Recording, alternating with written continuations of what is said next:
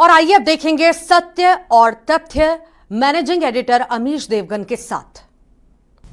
आज सत्य और तथ्य में वो खबर जो देश और दुनिया के हर मां बाप के लिए, पेरेंट्स के लिए बेहद आवश्यक है, जरूरी है, और बच्चों के लिए भी एक बड़ी चेतावनी है, युवाओं के लिए भी एक बड़ी चेतावनी है। इसलिए आज पहले ही आपसे मैं रिक्वेस्ट कर रहा हूं कि इस खबर को ज्यादा से ज्यादा शेयर करें, पोस्ट करें, ताकि हमारे बच्चे और आपके बच्चे एक ऐसे गंभीर संकट से बच सके जो हर दिन बड़ा होता जा रहा है। क्योंकि आजकल के बच्चों का फोकस टेक्स्ट बुक से ज्यादा रील्स पर है। व्यूअर्स, मेटा का नाम तो आपने सुना ही होगा।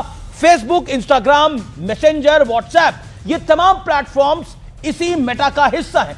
मेटा अमेरिका की कंपनी है और अमेरिका के ही 2-4 नहीं बल्कि 29 स्टेट्स ने मेटा पर इंस्टाग्राम को लेकर गंभीर आरोप लगाए हैं, जिनमें कैलिफोर्निया, कोलोराडो, केंटकी और न्यू जर्सी जैसे नाम शामिल हैं। इन सभी स्टेट्स का बड़ा दावा है कि मेटा को बच्चों और टीनेजर्स पर ऐप के संभावित नुकसान की पूरी जानकारी थी। इसके बावजूद कंपनी ने जरूरी बदलाव नहीं किए। अब जरा कंपनी पर लगा आरोप ध्यान से सुनिए। 18 अगस्त को ऑकलैंड कोर्ट में मेटा के खिलाफ ट्रायल के पहले ही दिन यह आरोप लगा कि कंपनी ने इंस्टाग्राम और फेसबुक को बच्चों और किशोरों के लिए, यानी युवाओं के लिए जानबूझकर एडिक्टिव बनाया, उनके मानसिक स्वास्थ्य को नुकसान पहुंचाने वाले फीचर्स रखे। इतना ही नहीं, इंटरनल रिसर्च छुपाई गई और 13 साल से कम उम्र के बच्चों का डेटा बिना माता पिता यानी पेरेंट्स की अनुमति के एकत्रित किया गया, इकट्ठा किया गया। कैलिफोर्निया के ऑकलैंड की फेडरल कोर्ट में जो कुछ हुआ वो पूरा घटनाक्रम गौर से सुनिएगा। केस की सुनवाई के दौरान मेटा पर आरोप लगा, जो कंपनी इंस्टाग्राम और फेसबुक चलाती है, कि समस्याओं की पूरी जानकारी थी, लेकिन कंपनी के अपने बिजनेस और कमाई को प्राथमिकता दी। सोचिए, बिजनेस और कमाई को बच्चों के मानसिक स्वास्थ्य से ऊपर रखा गया। यह बेहद गंभीर आरोप है। खबर है कि इस केस की सुनवाई के दौरान मेटा के कुछ इंटरनल डॉक्यूमेंट्स और ईमेल भी पेश किए जाएंगे। इन डॉक्यूमेंट्स में एक ऐसा दस्तावेज भी है जिससे टीनेजर यूजर्स को लेकर कंपनी की सोच खुलकर सामने आ गई है। एक डॉक्यूमेंट में लिखा था कि the young ones are the best once.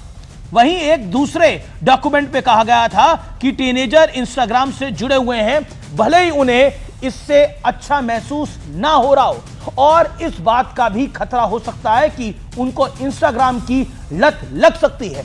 America के 29 राज्यों का दावा है कि मेटा को बच्चों के लिए नुकसानदायक माने जा रहे फीचर्स के बारे में पूरी जानकारी थी, लेकिन इसके बावजूद कंपनी उन्हें हटाने या बदलने से बचती रही।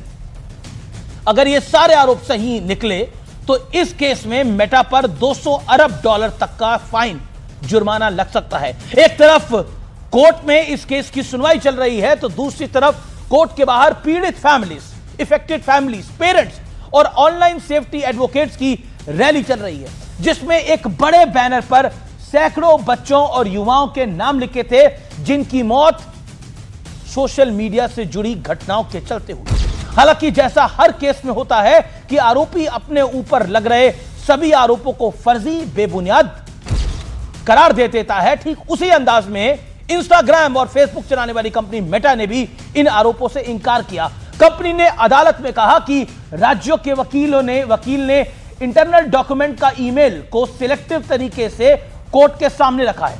हालांकि मेटा का यह दावा है, कितना सच्चा है यह तो आगे ट्रायल में पता चल ही जाएगा, और अगर मेटा पर आरोप सही साबित हुआ तो उसे गंभीर परिणाम भुगतने भी होंगे, और साथ ही कंपनी को बच्चों और टीनेजर्स के लिए इंस्टाग्राम और फेसबुक के कुछ फीचर्स में बड़े बदलाव करने पड़ सकते हैं। लेकिन सुनवाई के दौरान मेटा पर आरोप लगाने वाले राज्यों के वकील ने एक बहुत गंभीर आरोप लगाते हुए कहा कि बच्चों की सुरक्षा जिम्मेदारी सिर्फ माता पिता की नहीं होती।